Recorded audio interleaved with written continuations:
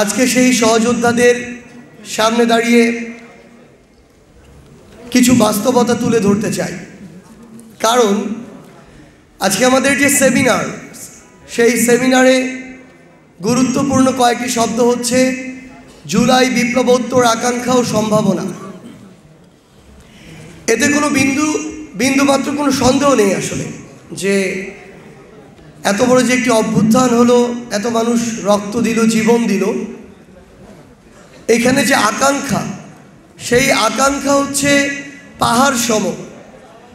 মানুষ বছরের পর বছর ধরে ফ্যাসিস্ট খুনি হাসিনা, তার রেজিম, তার দোসর, তার বিভিন্ন দল, এগুলোর মাধ্যমে নানাভাবে অত্যাচারিত হয়েছে, নিপীড়িত হয়েছে, জেল খেটেছে, হয়রানি হয়েছে, মিথ্যা মামলা খেয়েছে, গুম হয়েছে, খুন হয়েছে।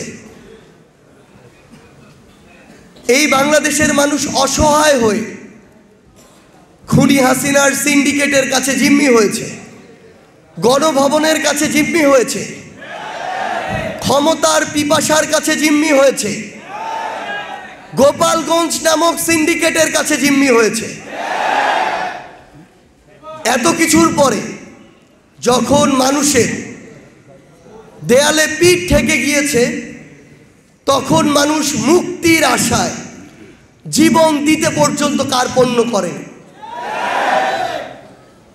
আমরা দেখেছি কিভাবে আমাদের স্কুল, কলেজ, বিশ্ববিদ্যালয়, বিভিন্ন শ্রেণী পেশা, মাদ্রাসা থেকে শুরু করে প্রত্যেকটি শ্রেণীর মতের মানুষ যারা এই ফ্যাসিস্ট বিরোধী আন্দোলনে অংশগ্রহণ করেছে, তারা কিভাবে বুক চিতিয়ে লড়েছে। যাত্রাবাড়ির একটা দৃশ্য কখনো ভোলার মতো নয়। কয়েকজন ভাইয়ের সাথে কথা হচ্ছিল, তাদের চেহারা দেখে মনে হচ্ছিল তারা হয়তো কোনো মাদ্রাসার ছাত্র, কিন্তু তাদের পরনে টি শার্ট আর ট্রাউজার।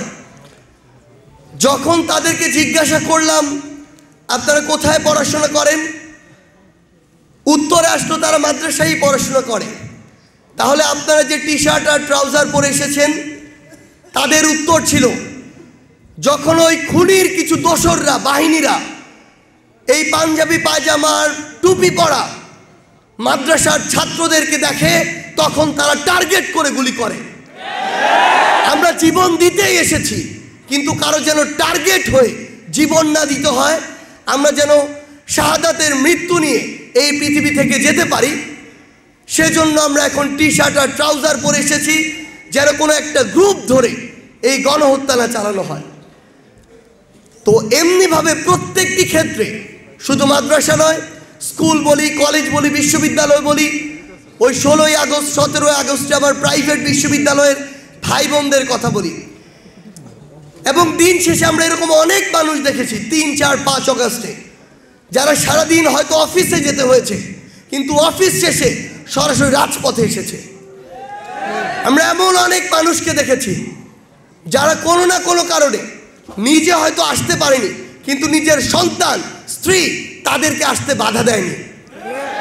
ওই মিরপুর ডিওএইচএস থেকে শুরু করে যেখানে আর্মির অবসরপ্রাপ্ত অফিসাররা থাকে, বর্তমান অফিসাররা থাকে, তাদের অনেক সন্তান, সহধর্মিনী আমাদের সাথে ওই ক্যান্টনমেন্ট সংলগ্ন ওই ডিওএইচএস এলাকাগুলোতে এই অভ্যুত্থানে শরিক হয়েছিল। তো এই যে এত জীবন দেওয়ার, রক্ত দেওয়ার তীব্র আকাঙ্ক্ষা, এই আকাঙ্ক্ষাকে কোনোদিন পরিমাপ করা যায় না। আমাদের আকাঙ্ক্ষা ছিল পাহাড় সম। আমাদের এই দেশের আগামী সব কিছু নিয়ে স্বপ্নগুলো ছিল পাহাড় সম।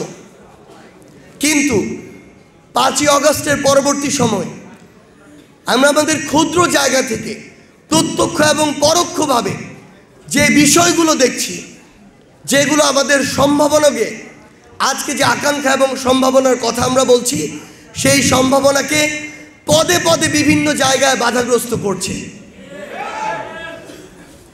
আমরা এখন আমাদের জায়গা থেকে বাংলাদেশের বিভিন্ন জায়গায় যখন শহীদ পরিবারের সাথে কথা বলি, আমাদের আহত যোদ্ধাদের সাথে কথা বলি, তখন তারা সবচেয়ে গুরুত্বপূর্ণভাবে যে বিষয়টি চায় সেটা হচ্ছে যাদের মাধ্যমে যেই খুনিরা সক্রিয়ভাবে থেকে কিংবা পিছন থেকে হুকুম দিয়ে এত বড় একটি গণহত্যা চালিয়েছে তাদের বিচার করা। কিন্তু আজকে এই বিচারিক প্রক্রিয়াটি সরাসরি কিংবা প্রত্যক্ষ পরোক্ষভাবে বাধাগ্রস্ত হচ্ছে। একটি বিচারিক প্রক্রিয়া আমাদের ওই যে আইন ও বিচার বিভাগীয় যে মন্ত্রণালয়, ওই যে কোর্ট, সেখানে যাওয়ার পূর্বে কিন্তু সেখানে গেলেও সবচেয়ে গুরুত্বপূর্ণ একটি কাজ এখানে করে থাকে স্বরাষ্ট্র মন্ত্রণালয়, গুরুত্বপূর্ণ একটি কাজ করে থাকে বাংলাদেশ পুলিশ, গুরুত্বপূর্ণ একটি কাজ করে থাকে গোয়েন্দা সংস্থারা। এই জায়গাগুলোতে আমরা কি দেখছি? আমরা আজকে দেখছি বাংলাদেশ পুলিশ এমন একটি প্রতিষ্ঠান, এই প্রতিষ্ঠানটি যদি তাদের ওই পোশাকের যে শপথ, সেই শপথকে সামনে রেখে চলে, তাহলে আমরা মনে করি দেশের মাঠ পর্যায়ের অর্ধেক সমস্যা অটোমেটিক সমাধান হয়ে যায়।